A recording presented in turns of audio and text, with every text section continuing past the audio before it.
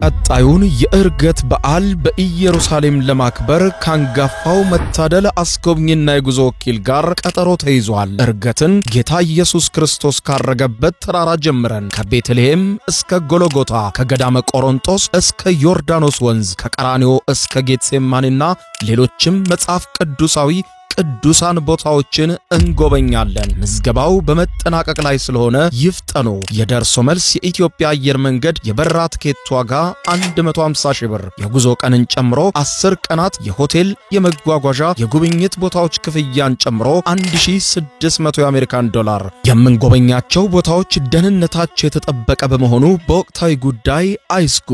አድራሻ 22 ጎላጉል ህንጻ ሁለተኛ ፎቅ ቢሮ ቁጥር 205 ቢ በ09 12 64 10 00 ወይም በ0964 08 08 08 ላይ ሃሎ ይበሉን። መታደል አስጎብኝና የጉዞ ወኪል።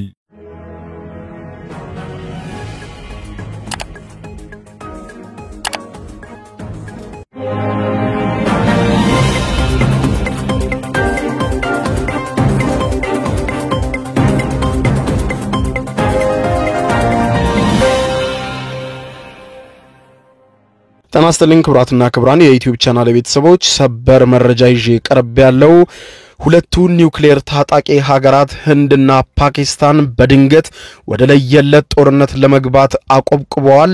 ህንድ ማንኛውም ፓኪስታናዊ በ48 ሰዓት ግዛቴን ለቆ ይውጣ ስትገልጽ በተመሳሳይ ፓኪስታንም በቀጣዩ 24 ሰዓታት ውስጥ ማንኛውም ህንዳዊ ግዛቴን ለቆ ይውጣ ብለዋል። ሁለቱም ኒውክሌር ታጣቂ ሀገራት ወደ ድንበር ግዙፍ ሰራዊት አስጠግተዋል። መጠነኛ የተኩስ ልውውጥ ትናንትና ምሽት የተጀመረ ሲሆን የአሜሪካ ግዙፍ አውሮፕላንም የጦር መሳሪያዎችን ጭኖ ለህንድ ማድረሱ ተሰምቷል።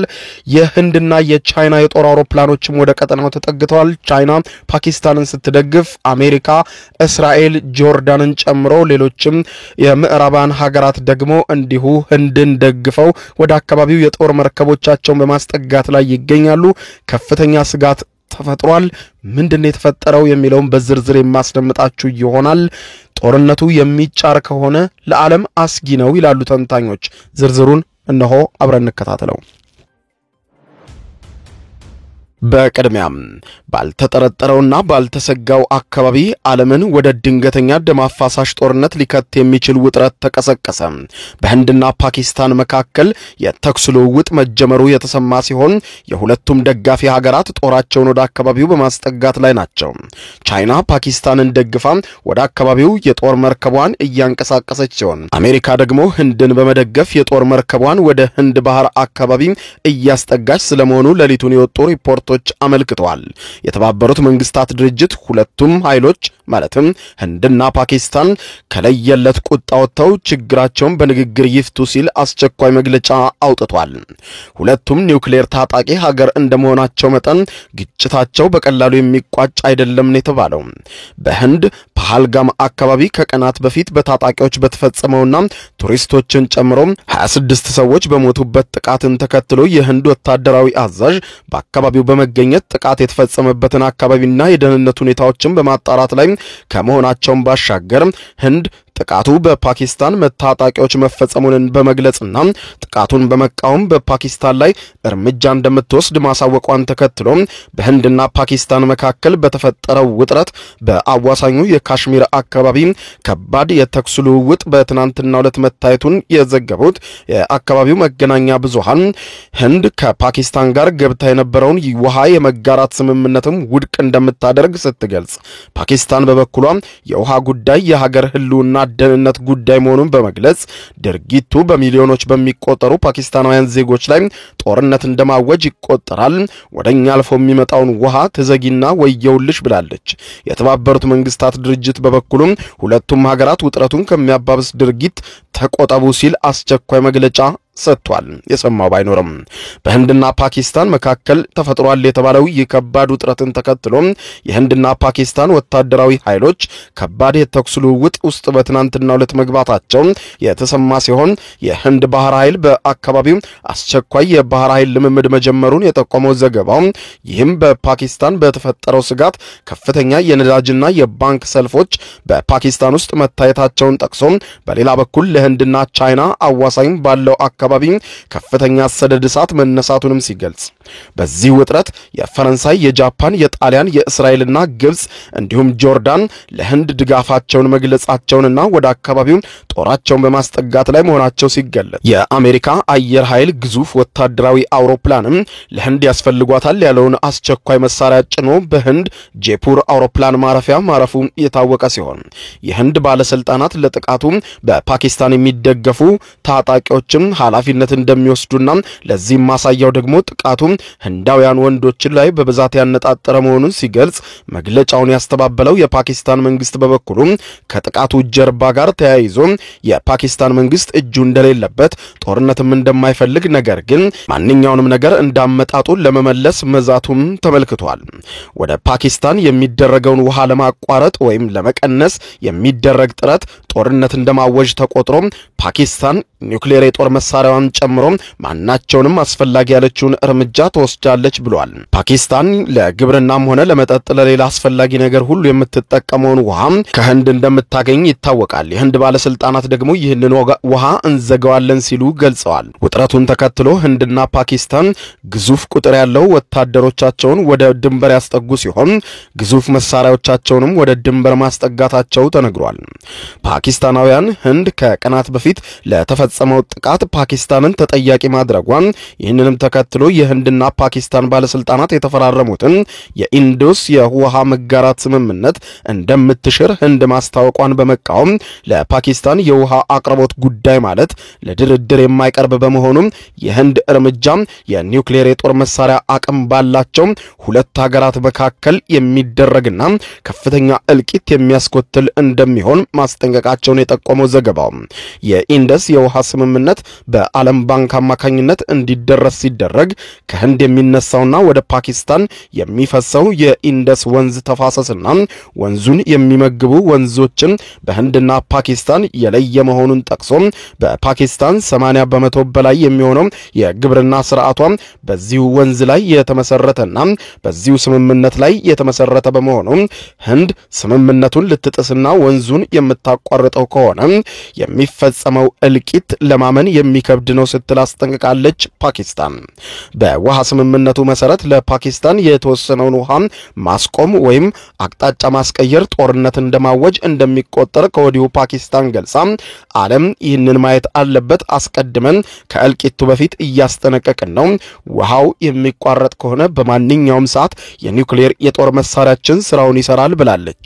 በውሃ ስምምነቱ መሰረት ለፓኪስታን የተወሰነውን ውሃ ማስቆም ወይም አቅጣጫ ማስቀየር ጦርነት እንደማወጅ የሚቆጠር ነው ያሉት የፓኪስታን ባለስልጣናት ለዚህ እርምጃ በሙሉ አቅማችን ምላሽ እንሰጣለን ማለታቸውን የጠቆመው ዘገባው ምንም እንኳን የህንድ ወቅታዊ መሰረተ ልማት ወደ ፓኪስታን የሚፈሰውን ወንዝ ለማስቆም የሚያስችል ባይሆንም ህንድ ባላት አቅም ወደ ፓኪስታን የሚሄደውን የውሃ ፍጆታ ማዘግየት እንደምትችል የጠቆመ ሲሆን ይህም በፓኪስታን በኩል ለጦርነት የሚጋብዝ እርምጃ መሆኑን መገለጹን ጠቅሶ ህንድ በበኩሏ ከቀናት በፊት ለተፈጸመው የ26 ሰዎች ህይወት ለቀጠፈው ጥቃት የፓኪስታን ታጣቂዎችን ተጠያቂ ከማድረግም ባለፈ የሀገሪቱ ጠቅላይ ሚኒስትር ናሬንድራ ሞዲ በዚህ ጥቃት ላይ የተሳተፉትን ታጣቂዎች እያንዳንዳቸውን አድነው እንደሚይዙና ዋጋቸውን እንደሚሰጡ ለህዝባቸው ቃል ሲገቡ ከጥቃቱ በኋላ በካሽሚር አካባቢ የሚገኙና በጥቃቱ ላይም እጃቸው አለበት ተብለው የሚጠረጠሩ ታጣቂዎችን ቤት የማውደም እርምጃ መጀመሩንም ጠቁሟል። ከ10 ዓመታት በላይ በተለያዩ ጥቃቶችና ውዝግቦች ውስጥ ሆነው በዚህ የውሃ ስምምነት መሰረት ሲተዳደሩ ለቆዩት የህንድና ፓኪስታን ኢንደስ ተፋሰስ የውሃ ስምምነት የሚሊዮኖችን ህይወት የመሰረተ የህልውና ጉዳይ መሆኑን ያነሳው ዘገባው ይህም የህንድ ከጥቃቱ በኋላ ከስምምነቱ እንደምትወጣ መግለጽ ፓኪስታንን ሊያጋጥማት የሚችለውን ከፍተኛ የውሃ እጥረት እንዲሁም የህንድ ተከታታይ እርምጃዎች ከወዲሁ እንድትቃወም ማድረጉን ጠቅሶ የህንድ ተፋሰሱን በሚመግቡ ወንዞች መገደብ፣ አቅጣጫ ማስቀየር ወይም በውሃ ቋቶች ውስጥም ከፍተኛ ውሃ እንዲከማች ማድረግ በፓኪስታን ላይ ከባድ ተጽዕኖ እንደሚፈጥር በማንሳት ከዚህም ባለፈ በከፍተኛ ሁኔታ የገቢ መሰረቱን በቱሪዝም ላይ ባደረገው ፓልግራም አካባቢ የተፈጸመውን ጥቃት ህንድን በከፍተኛ ሁኔታ ማስቆጣቱንና የህንድ ባለስልጣናትም ከዚህ ቀደም በሰጧቸው መግለጫዎች በአካባቢው በየዓመቱ በትንሹ 100 የሚሆኑ የህንድ ሚሊሻዎችን እንደሚገደሉና በሰሞነኛው ጥቃት ግን ንጹሃን ዜጎችም በማንነታቸው ተለይተው መገደላቸውን መጠቆማቸውን ተከትሎ በህንድ ከፍተኛ ቁጣ መቀስቀሱን ይህንንም ተከትሎ የህንድ መንግስት በሀገሪቱ የሚገኙ ፓኪስታናውያን ቪዛ በመሰረዝ ሁሉም በህንድ ውስጥ የሚገኙ ፓኪስታናውያን በቀጣዩ 48 ሰዓት ውስጥ ሙሉ በሙሉ ህንድን ለቀው እንዲወጡ አስቸኳይ ትዕዛዝ ሰጥቷል። በተመሳሳይ ፓኪስታንም በግዛቷ የሚገኙ ህንዳውያን ዛሬ ነገ ሳይሉ በ24 ሰዓት ውስጥ ግዛቷን ለቀው እንዲወጡ አስቸኳይ ትዕዛዝ የሰጠች ሲሆን በካሽሚር ግዛት ፓልግራም የተፈጸመውን ጥቃት ተከትሎ ህንድ ፓኪስታን ከጥቃቱ ጀርባ መሆኗን በቀጠናውም ላለው የሽብር እንቅስቃሴ ድጋፍ የምትሰጠው ፓኪስታን ናት በማለት ፓኪስታን ላይ ያላከከች ሲሆን የአካባቢው ህይወት በቱሪዝም ላይ መመስረቱን የገለጹት ፓኪስታናውያን በበኩላቸው ጥቃቱን በመቃወም ፓኪስታን ከጥቃቱ ጋር የሚያገናኛት ጉዳይ የለም፣ ህንድ ሆነ ብላም ጥቃት ለመፈጸም ካሰበች ትንገረን በማለት ገልጸዋል። በአካባቢው የነበሩ ቱሪስቶች በተፈጠረባቸው መደናገጥ አካባቢውን ለቀው በመውጣት ላይ መሆናቸውን አስቀድመው የተያዙ እቅዶችም ከወዲሁም በከፍተኛ ሁኔታ እየተሰረዙ መሆናቸውን ሲገልጹ በጅዳ የነበሩትም የህንዱ ጠቅላይ ሚኒስትር ናሬንድራ ሞዲ ጉብኝታቸውን አቋርጠው ወደ ህንድ በመመለስ ከብሔራዊ ደህንነት አማካሪያቸው ራጂድ ዳዋል እንዲሁም የውጭ ጉዳይ ሚኒስትራቸው ኤስጂ ሻንከር እንዲሁም ቪክራም ሚሰሪ ጋር መምከራቸውን በተመሳሳይ ከሀገር ውስጥ ጉዳይ ሚኒስትር ባለስልጣኖች ጋር መነጋገራቸው የተነገረ ሲሆን ወዲያው ወታደራዊ ትዕዛዝ መስጠታቸው ተሰምቷል። ጥቃቱን የፈጸሙት ታጣቂዎችም በተለያዩ የጦር መሳሪያዎች ተደራጅተውና ታጥቀው መምጣታቸውንና በልብሳቸው ላይም ካሜራ በማድረግ ጥቃቱን በመቅረጽ ማሰራጨታቸውን የጠቆመው ፈርስት ፖስት በበኩሉም ጥቃቱ የተፈጸመው በተለይም ደግሞ በጎብኚዎች ላይ መሆኑን የካሽሚር ብሎም በዋናነት የህንድን ስም ለማጠልሸት ህንድን ለማስደንገጥ ያለመ ነው ሲል በተለይም ደግሞ የአሜሪካ ምክትል ፕሬዝዳንት ጄዲ ቫንስ በህንድ በመገኘት ከጠቅላይ ሚኒስትር ናሬንድራ ሞዲ ጋር የህንድና አሜሪካን ግንኙነት በሚመለከት እየመከሩ ባለበትና እዚያው ህንድ በሚገኙበት ወቅት ቱሪስቶች ላይ ያነጣጠረ ጥቃት መፈጸም ህንድን የማስጋትና የማሸበር እንዲሁም ቱሪስቶች ወደ ህንድ እንዳይመጡ ዓላማ ያለው ነው ሲልም ጥቃቱን ተከትሎ ከ35 ዓመታት ወዲህ በከፍተኛ ሁኔታ የቱሪስት እንቅስቃሴ ባለፈው 3 ቀን የተገታ ሲሆን ካሽሚር ሙሉ በሙሉ በግርግር መዋሏና በአካባቢው የሚገኙ ቱሪስቶችም ወደ አዋሳኝ አካባቢዎች ለመሄድ ዋናውን መንገድ በመሬት መንሸራተት ምክንያት መዘጋቱን ተከትሎ ከፍተኛ ውጥረት ስጋት ላይ መውደቃቸውን ሲገልጹ ወደ ሺናገር አካባቢ ለመሄድ የቀራቸው አማራጭ ልዩ የባህር መስመር አገልግሎት ሲሆን ከዚህ ቀደምም እስከ 7000 ሩቢ ድረስ ይሸጥ የነበረውና ግርግሩን ተከትሎ ወደ 65000 ሩቢ ከፍ ያለው የአየር በረራ መሆኑን በማንሳት የህንድ ባለስልጣናትም ጣልቃ በመግባት የበረራ ዋጋው ወደ 15000 ዝቅ እንዲል በግዴታ ያደረጉ ቢሆንም የመንገደኞች ቁጥር ከፍተኛ መሆኑ ይህም አካባቢውን ለቀው ለመውጣት እየተጠባበቁ የሚገኙ ቱሪስቶች ከባድ ስጋት ላይ መውደቃቸውን አመልክቷል። ውጥረቱን ተከትሎ የአሜሪካው ፕሬዝዳንት ዶናልድ ትራምፕ በሰጡት ማሳሰቢያ ህንድና ፓኪስታን ግንኙነታቸውን በራሳቸው መንገድ እንዲያስተካክሉ አሳሳቢ ሲሆን በህንድና ፓኪስታን መካከል የዘለቀው ታሪካዊና ለበርካታ ዓመታት የቀጠለው የድንበር ግጭት መኖሩን ጠቅሰው በአንድም ይሁን በሌላ መንገድ ችግሩን ከወዲሁ ሊፈቱት እንደሚገባ በመጠቆም በሁለቱ ሀገራት መካከል ግጭትና ውጥረት ማየት የተለመደ ነው ማለታቸው የጠቆመው አረብ ኒውስ በበኩሉ ትራምፕ በሁለቱ ሀገራት ውጥረት ዙሪያ ጣልቃ ለመግባት ወይም ሀገራቱን ለማናገር ያላቸውን እቅድ በሚመለከት ያሉት ነገር ባይኖርም ነገር ግን የአሜሪካ የጦር አውሮፕላን የጦር መሳሪያዎችን ጭኖ ህንድ ማረፉ አንዳች በአካባቢው ላይ የታለመ ነገር ሊኖር እንደሚችል አመላካች ነው ብለዋል። ትራምፕ ውጥረታቸውን አቀዝቅዙ ከማለት ውጪ ለህንድ ድጋፋቸውን በይፋ ባያሳዩም የጦር መርከቦቻቸው ወደ ህንድ አቅራቢያ እንዲጓዙና በማንኛውም ሰዓት በሚፈጠር ውጥረት ህንድን ከፓኪስታን ለመከላከል እንደሚንቀሳቀሱም ተነግሯል።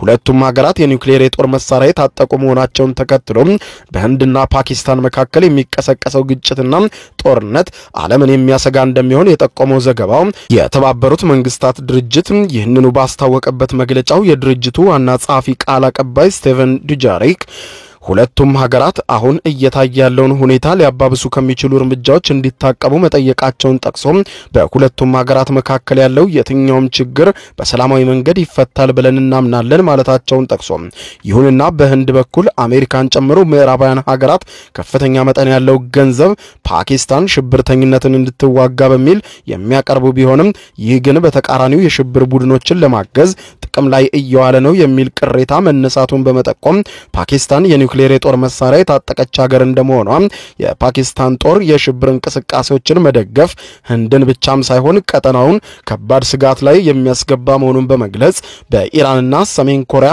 እንዲሁም በሌሎችም ሀገራት ላይ እየተወሰደ ያለውን እርምጃ በፓኪስታን ላይም እንዲወሰድ መጠየቁን አመልክቷል። በሁለቱ ሀገራት መካከል በቀጠለው ውጥረትም ህንድ ጥቃቱን ተከትሎ በሀገሪቱ የሚገኙ ፓኪስታናውያን በ48 ሰዓታት ውስጥ ለቀው እንዲወጡ ማዘዟን ተከትሎ በርካታ ፓኪስታናውያን ህንድን ለቀው በመውጣት ላይ መሆናቸውን ጥቂት የማይባሉም የተቀመጠውን የጊዜ ገደብ ተጠቅመው ለመውጣት በመቸገራቸው በድንበር አካባቢ መሰባሰባቸውን የጠቆመው ፈርስት ፖስት በትንታኔ ዘገባው ፓኪስታን ይህንን እርምጃ ተከትሎ የህንድ አየር መንገድ የፓኪስታንን አየር ክልል እንዳይጠቀም ሙሉ በሙሉ የዘጋች ሲሆን እንዲሁ ህንድም ያንን መዘዘኛ ውሃ እዘጋዋለሁ ስትል ትዕዛዝ መስጠቷንና ወንዙን ለመዝጋት እየታተረች መሆኗ ተሰምቷል። የወንዙ ውሃ ሲቀንስ በማያጠራጥር መልኩ በአካባቢው ላይ ከባድ አደጋ ሊከሰት ይችላል ተብሏል። በቋፍ ያደረውና ትናንትና መጠነኛ ተኩስ ልውውጥ የታየበት የህንድና ፓኪስታን ውጥረት በቀጣዮቹ ሰዓታት ምን ሊፈጥር እንደሚችል አይታወቅም ብለዋል የዜና ዘገባዎቹ። ክቡራን አድማጮች ለሰዓቱ ብታደምጧቸው መልካም ናቸው ያልኳቸው አጫጭር መረጃዎች የሰማችኋቸው ናቸው። ከሰዓታት በኋላ በሌላ መረጃ ተመልሰን እስከምንገናኝ በእያለንበት የዓለም ዳር ቸር እንቆይ።